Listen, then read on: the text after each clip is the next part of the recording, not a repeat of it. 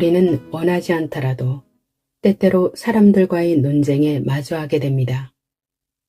이때 잘못 대처하면 논쟁이 말싸움으로 번지게 되고 결국 인간관계가 틀어질 수도 있죠. 그렇다면 여러분은 피할 수 없는 논쟁에서 어떻게 대처하고 계신가요? 혹시 난 말싸움에 약하니까 하며 무조건 물러서고 있진 않나요? 오늘 소개할 책, 적을 만들지 않고 이기는 말하기 기술은 우리에게 말로 나를 지키지 못하는 건 부끄러운 일이다 라고 일침을 놓습니다. 저자 김은성은 KBS 앵커 겸 아나운서로 활동하며 대한민국 일로 스피치 커뮤니케이션 박사라도 잘 알려져 있습니다. 또한 대한민국 리더들을 위한 최고의 지식 콘텐츠 미디어인 삼성세리 CEO에서 베테랑 강사로 명성을 쌓아왔죠. 그는 오랜 기간 쇼펜하우어의 토론의 법칙을 연구하고 이를 널리 알리는 데 힘써왔습니다. 이 책은 그 연구를 바탕으로 갈등을 피하면서도 자신을 지키고 상대를 설득하는 방법을 구체적으로 설명합니다. 어떤 논쟁에서도 당당하게 나를 지키는, 적을 만들지 않고 이기는 말하기 기술. 지금 바로 만나보겠습니다.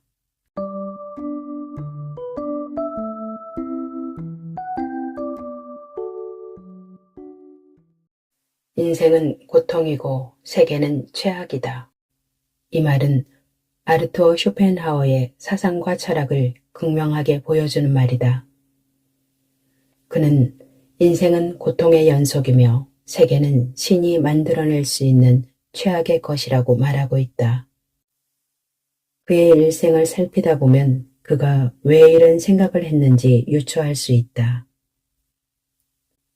쇼펜하우어는 1788년 폴란드 리투아니아의 단치히에서 고지식한 사업가 아버지와 호탕한 성격의 여류문인 어머니 사이에서 태어났다.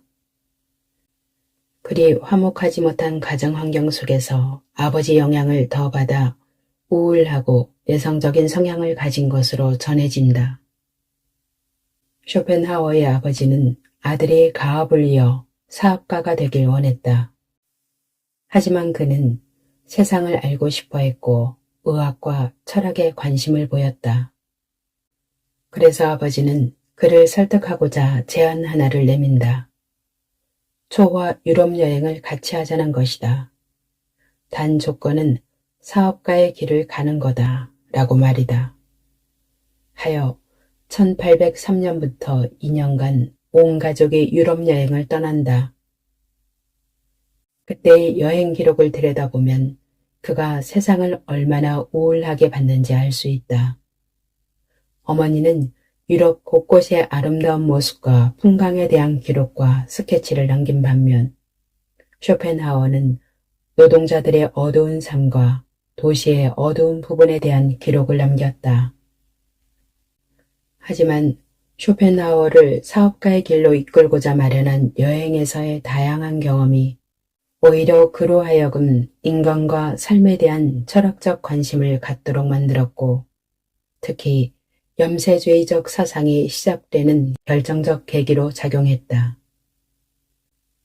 프랑스 해변의 무기공장에서 노예들이 갤리선 작업대 쇠사슬에 묶여 힘들게 일하는 모습, 거린들이 잔뜩 몰려다니는 런던 빈민가의 모습, 죄수들이 공개 처형당하는 모습, 채찍으로 얻어맞은 군인들의 모습, 전쟁이 터진다며 정신을 잃고 뛰어다니는 사람들의 모습 등 프랑스 혁명 이후의 참혹한 현실과 개개인의 비참한 삶을 목격하면서 쇼펜하우어는 삶이란 무엇인가 라는 강한 의문을 가졌고 그 시기에 그의 철학적 사유가 시작되었다. 유럽 여행 이후 쇼펜하우어는 아버지의 바람대로 상인 수업을 충실하게 이어가지만 17살이 되던 해인 1805년 아버지가 자살로 추정되는 갑작스러운 죽음을 맞이한다. 그는 큰 충격에 휩싸인다. 1809년에 괴팅겐 대학교 의학부로 진학하지만 이듬해 철학부로 옮긴다. 그곳에서 플라톤과 임마누엘 칸트의 철학에 깊이 몰두한다. 그리고 1819년 명저 의지와 표상으로의 세계를 완성한다. 그는 이 책이 세상을 놀라게 할 거라고 확신했다. 하지만 세상은 그와 그의 책을 전혀 주목하지 않았다. 그의 철학을 철저히 외면한 것이다. 1820년 베를린 대학교에 사강사로 취임한 후 당돌하게도 대철학자 헤겔과 같은 시간대의 철학 강의를 개설한다. 그는 헤겔을 이기리라 확신했지만 이기긴커녕 수강생이 적어 폐강하고 만다. 아마도 정교수이자 대철학자인 헤겔은 초보 강사인 쇼펜하워가 호기롭게 자신과 같은 시간대에 철학 강의를 개설했는지도 몰랐을 것이다. 쇼펜하워는 혼자 시샘하고 혼자 좌절하고 혼자 우울했던 것 같다. 3년 넘게 방황한 쇼펜하워는 1825년 다시 베를린에 거주하며 자신의 철학이 인정받길 기대했지만 그러지 못했다. 1831년 콜레라가 퍼진 시점에 프랑크푸르트로 피신한 후 30년 넘게 하숙방 생활을 한 것이다. 프랑크푸르트로 피신한 1831년은 그가 토론의 법칙을 쓴 해이기도 하다. 자신의 철학이 빛을 보지 못하고 헤겔에 밀려 고독하게 생활하는 와중에 이 책을 쓴 것이다. 그러던 1851년에 서세 철학서인 부록과 보유를 출간해 뜻밖의 주목을 받는다. 철학서로 주목을 받지 못해 자기 개발서 느낌으로 출간했는데 큰 반향을 불러일으킨 것이다. 이후 그의 저서들이 소위 역주행해 그토록 원했던 재평가가 이뤄진다. 그의 고단하고 우울하고 시샘하는 삶의 모습들이 고스란히 철학에 담겨 있었다. 쇼펜하워의 철학의 핵심을 정리해보자. 세계는 이성적이거나 합리적이지 않으며 비합리적이고 맹목적인 의지에 끌려다닌다. 이성도 결국 의지에 끌려다니는 것이다. 표상은 우리가 경험하는 세계다. 즉, 우리의 인식, 생각, 감각으로 형성되는 세계의 이미지나 모습이 표상인 것이다. 따라서 표상은 개인의 경험과 관점에 따라 달라진다. 의지는 세계의 근본적인 본질이다. 물리적 현상 뒤에 숨어있는 원동력이자 에너지다. 의지는 무한하며 변하지 않는다. 인간도 결국 의지대로 움직이는 것이다. 그런데 의지는 불행의 근원이다. 우리는 계속해서 원하고 또 얻고자 노력하지만 결국 만족하지 못하고 다른 걸 원한다.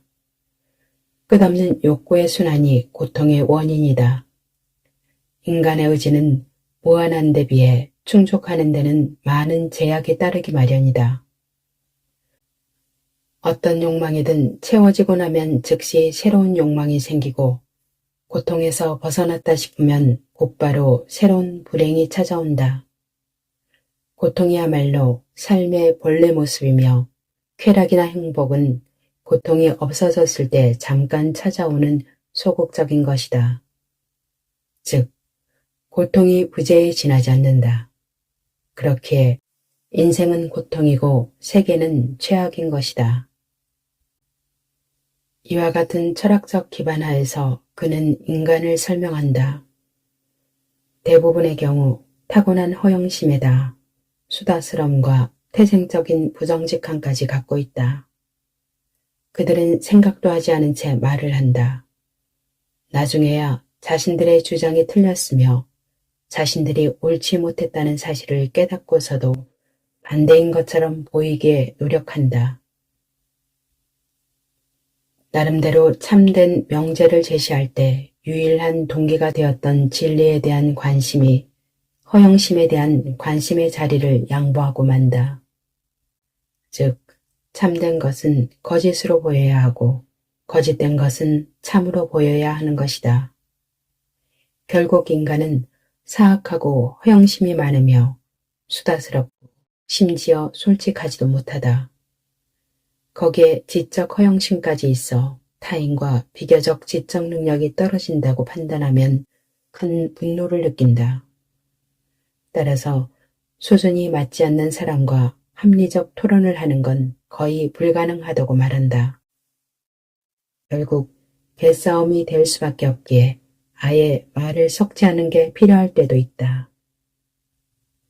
하지만 상대가 싸움을 걸어오면 사술에 당하지 않아야 할 테니 토론의 기술을 익혀둘 필요가 있다. 나를 지키는 말하기 기술, 토론의 법칙, 대응법. 쇼펜하우어는 앞서 살펴본 것처럼 38가지 토론의 법칙으로 논쟁, 아니 말싸움에서 사용할 수 있는 기술을 설명했다. 이 기술은 양가적이다. 상대가 내게 사용할 수 있고 내가 상대에게 사용할 수도 있다. 이번에는 오롯이 나를 지키기 위한 기술을 살펴볼 것이다. 쇼펜하우어가 알려줄 38가지 말싸움의 기술을 중심으로 어떻게 하면 나를 지킬 수 있는지 알아보자. 핵심은 5가지다. 첫째, 출처와 근거를 확인하라. 토론과 말싸움에서 움찔하는 이유 중 대다수는 상대의 권위에 눌리기 때문이다. 상대가 마치 직접 경험하고 들은 것처럼 말하는 순간 나의 논리는 초라해진다. 물론 나도 나름의 근거를 갖고 있지만 상대가 권위 있는 교수 혹은 학자를 언급하는 순간 당황하기 마련이다. 그때 당연함에 질문해야 한다. 출처와 근거가 무엇인지 묻고 확인해야 한다.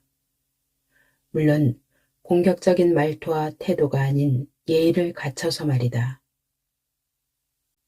둘째, 의도, 의미, 구체성을 질문하라. 상대가 뛰어난 달변가라면 다양한 비유와 질문, 그리고 추상적인 말로 나를 기만할 수 있다. 화려한 언변과 말투는 사람을 혹하게 할 수 있기 때문이다. 특히 비유와 선문답 같은 말투는 당황스럽게 할 텐데 그때 그 의도, 의미, 구체성에 대해 질문하라. 셋째, 격앙되지 않고 차분한 태도를 유지하라. 논쟁을 하다 보면 화가 날 때도 많다. 상대가 나의 정체성을 공격하거나 상대의 태도가 마음에 들지 않거나 나의 논리가 무너졌을 때 그렇다. 그때 감정을 주체하지 못하고 실수를 한다. 그리고 후회한다. 친한 사람과 의견이 맞지 않으면 기분이 상하기 마련이다. 논쟁 중에 화가 나면 이성적 판단이 서지 않으며 실수를 한다. 대화에서 논쟁 초입으로 들어가는 순간 차분한 태도가 필요하다는 걸 상기하자. 넷째, 프레임에 갇히지 마라. 너는 너무 이기적인 것 같아. 같은 표현을 들으면 주저하지 말고 왜 그렇게 생각하는지 묻곤 나는 그렇지 않다고 말해야 한다. 상대는 자신이 코너에 몰렸다고 생각하면 나를 규정 지으려고 할 것이다. 그런 프레임에 갇히는 순간 빠져나오기 어렵다. 특히 주변에 사람이 있다면 내가 적절히 반박하지 않는 이상 사람들이 나를 그런 사람으로 볼 수 있다. 상대가 주장하는 규정에 갇히지 말자. 상대가 규정 짓는 순간 왜 그런지 묻고 답변을 들은 후 나의 논리적 근거로 그 프레임을 깨버리자. 다섯째, 때로는 단호하라. 대화를 한다는 건 상대와 협력하며 관계를 맺는 과정이다. 그런데 상대가 예의를 지키지 않고 나를 취조하거나 선택을 강요하거나 일방적 주장만 늘어놓을 때는 단호해야 한다. 현재 상황의 불쾌함을 격식 있게 말하고 더 이상 논쟁을 이어가지 않는 것도 현명한 방법이다. 상대는 같은 방식을 반복할 것이기 때문이다. 나에게 유리한 이익인지 살펴라. 나를 위하는 척하면서 설득하려 할 때 당황하기 마련이다. 쇼펜하우어의 말처럼 나의 이익, 니즈, 동기, 욕망 등을 공략할 때 나의 신념 자체가 흔들리기 때문이다. 내가 지켜온 신념에 대해 상대가 이익을 말하며 제안한다면 우선 그 이익이 내게 어떤 점에서 좋은지 다시 물어라.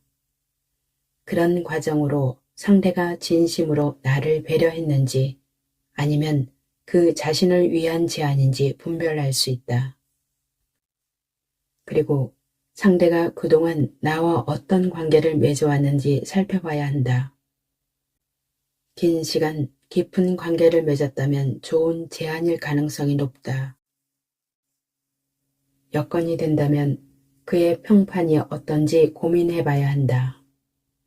갑작스러운 제안에 당황하지 말고 그 이익이 내게 왜 도움이 되는지 묻고 그동안 관계, 평판 등을 고려해 판단하자. 생각해보면 늘 다양한 요청과 설득을 받는다. 대부분 내게 유리하다고 하는데 그런 상황에선 찬찬히 살펴볼 필요가 있다.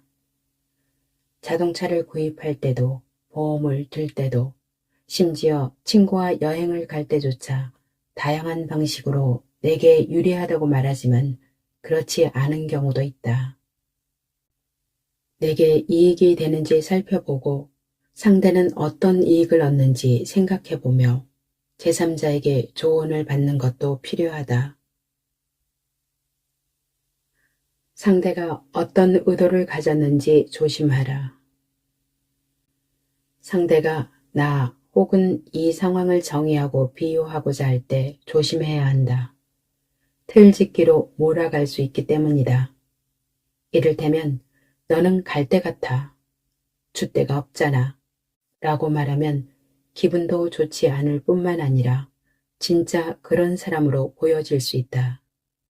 그럴 때는 즉시 반박해야 한다. 야, 뭐 그런 심한 말을 하냐? 나 갈 데 같지 않아. 내가 얼마나 올거든데. 지난번 일도 그렇잖아. 또는 말이 좀 심하다. 내가 얼마나 올거든데. 라는 식으로 말이다. 그러고 나서 상대에게 어떤 의도로 그런 말을 했는지 되묻는 것도 좋은 방법이다. 비유나 정의는 나를 그렇게 규정지으려는 시도의 일환이기 때문에 잘 대처해야 한다. 특히 타인이 함께 있다면 더욱 조심해야 한다. 나를 모르는 사람이 갈 데 같다 라는 말을 들으면 나를 줏대없는 사람이라고 선입견을 가질 수 있기 때문이다. 하지만 그 비유를 내가 수용할 수 있고 나의 평판에 영향을 끼치지 않는다고 생각하면 정색하지 않고 넘어가도 된다. 내 주장은 좁게, 상대 주장은 넓게 해석하라. 논리적 토론에서 자주 사용한다. 상대가 내 말을 왜곡하거나 확대 해석해 결론을 내리는 방법이다. 정신을 차리지 않으면 쉽게 당한다. 따라서 말을 할 때는 조건을 다는 게 중요하다. 일반화하는 순간 공격받을 거리가 많아진다는 걸 명심하자. 일반적으로 내 주장은 좁게, 상대 주장은 넓게 해석하는 게 유리하다. 상대가 공격할 때면 나는 여기에 국한해 말했을 뿐이라고 하며 과장하지 말라고 경고하는 것도 좋은 방법이다. 상대는 계속해서 내 의견을 확대 해석해 자신에게 유리하게 만들고자 할 것이다. 특히 단어와 표현에 집중해야 한다. 내가 하지 않은 말을 하진 않는지, 과장하고 있진 않는지 확인해야 한다. 이를테면 A가 약속 시간에 자주 늦는 것에 대해 내가 한마디 했을 뿐인데 그 말을 들은 상대가 말하길 내가 A를 비난했다고 한다면 명백히 과장한 것이다. A의 특정 행동에 대해 지적했을 뿐 비난하는 건 아니기 때문이다. 부부싸움 할 때 남편이 질 확률이 아주 높다고 한다. 평균적으로 부인의 기억력이 좋기 때문이라는데 이를테면 남편의 실수는 대부분 술과 관련되어 있어 그 시점에 정확히 어떤 말을 했는지 기억나지 않는다. 그런가 하면 지금 여기서 일어난 일임에도 부인은 과거 이야기를 꺼내 나의 태도를 일반화하려 한다. 그럴 때는 오늘 벌어진 일에 대해서만 말하자고 계속해서 말해야 한다. 그렇지 않으면 과거의 수많은 사례로 나는 늘 술 먹고 실수하는 불성실한 남편이라는 굴레에서 벗어나기 어려울 것이다. 결국 프레임이다. 어떤 시점에서 어떤 것을 어떻게 보는지에 따라 승패가 달라진다. 유사시 빠르게 인정하고 사과하라. 내가 실수를 했거나 상대의 페이스에 말려 잘못된 근거나 사례를 들었다면 빠르게 인정하고 철회하는 게 좋다. 상대는 나의 잘못된 증거 하나로 나의 타당한 주장 전체를 훼손할 수 있기 때문이다. 빠른 인정과 사과로 새롭게 시작할 수 있다. 계속 방어를 하다 보면 나는 신뢰를 잃을 수 있고 단 하나의 사례를 방어하느라 전체의 주도권을 뺏길 수 있다. 상대가 과거 나의 행동과 말이 모순되는 점을 찾아 지적하는 경우도 마찬가지다. 그때 상황 논리상 그런 생각을 했지만 지금은 달라졌다는 식으로 말하며 전체의 주도권을 잃지 말아야 한다. 우겨봐야 타격만 받는다. 감정적으로 대응하지 말고 잘못된 부분에 대해 빠르게 인정하는 게 좋다. 얼마 전 한 연예인이 음주 사고를 내고 도주한 사건이 있었다. 그는 매니저에게 대신 자수하라고 시켰고 문제가 커지면서 거짓말에 거짓말이 얹히며 벌금형으로 끝날 일을 구속까지 되기에 이르렀다. 논쟁에서 나의 모습과 약점은 빨리 털고 가는 게 좋다.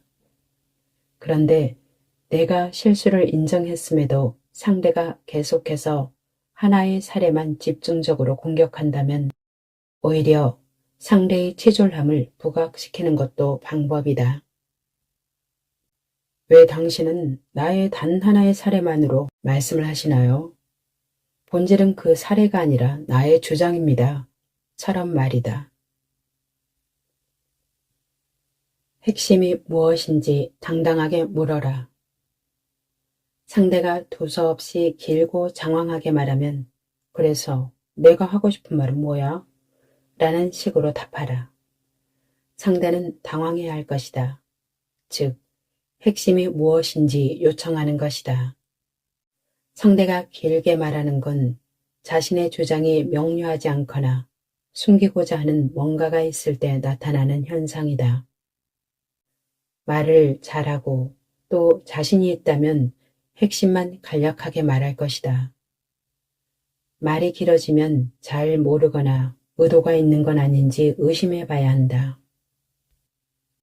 경험적으로 알 수 있듯 어렵거나 애매한 부탁을 할 때는 말이 길어지기 마련이다. 핵심 질문을 던져 상대의 의중을 파악하고 객관적인 사실을 확인하자. 상대가 장황하게 말하며 어려운 부탁을 할 것에 대비해 사전 준비를 하는 것도 한 방법일 것이다. 알았어. 내가 좀 더 생각해보고 말해줄게. 처럼 말이다. 조건부 주장은 하지 말라고 말하라. 나의 주장과 공격을 특정 조건으로 회피하는 경우가 있다. 이러이러한 조건에서만 가능하다고 말한 거지 항상 그렇다고 말한 건 아니야. 라는 식이다. 조건이라 함은 특정 시기, 특정 상황 등이다. 예를 들어 상대가 행사 진행을 도와주기로 했는데 갑자기 못 오겠다고 말하며 나는 땡땡이가 오면 가려고 했지 라고 말하는 식이다. 조건부 주장을 하는 것이다. 처음부터 그랬다면 이해되지만 본인이 불리한 시점에 조건을 단다. 그때는 조건부 주장을 하지 말고 본심과 의견이 무엇인지 물어보는 게 좋다. 그런 조건을 듣지 못했다고 알릴 필요도 있다. 굴하지 말고 다시 쉽게 설명하라.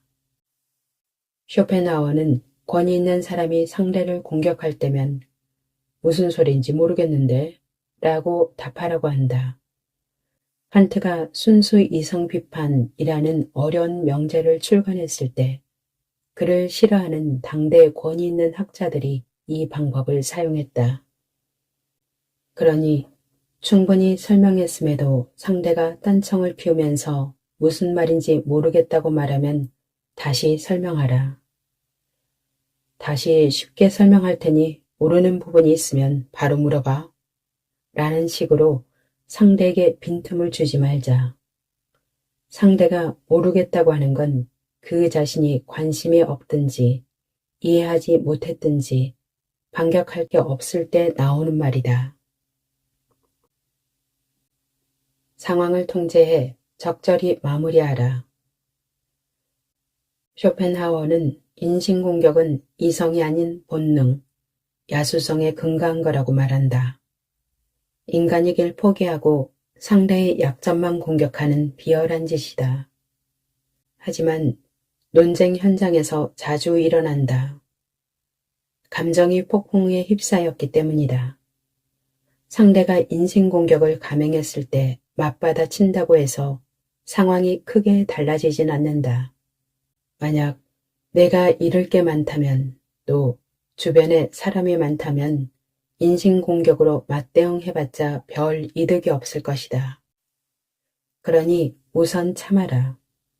그리고 왜 이렇게 흥분한 상태에서 이런 태도를 보이는지 상대에게 따져 물어라. 너무 차분하게 하는 말고 상대보다 한 톤 정도는 낮추는 게 좋다. 상대가 인신공격을 하는 건 상대가 논리가 없고 화가 나 코너에 몰렸기 때문이라고 생각하자.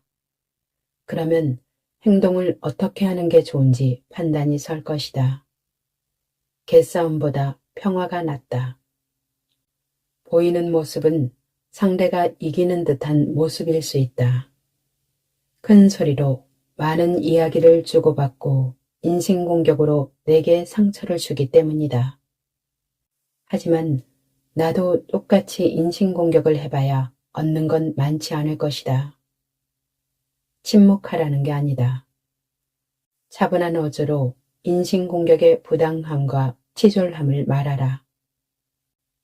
감정 표현을 최소화하고 진정하고자 노력하는 모습을 보여주는 것만으로도 상대에게 강력한 메시지를 보내는 것이다. 상대는 계속해서 인신공격을 감행하겠지만 한 발 물러서자. 나중에 상대는 후폭풍을 겪을 것이다. 팩트로는 논리적, 이성적 대응이 안 되니 인신공격을 한 것이다. 상황을 차분히 통제해 적절히 마무리하는 게 진정 나를 이기는 기술이다. 지금까지 적을 만들지 않고 이기는 말하기 기술 일부를 낭독해드렸습니다. 끝까지 함께 해주셔서 감사합니다.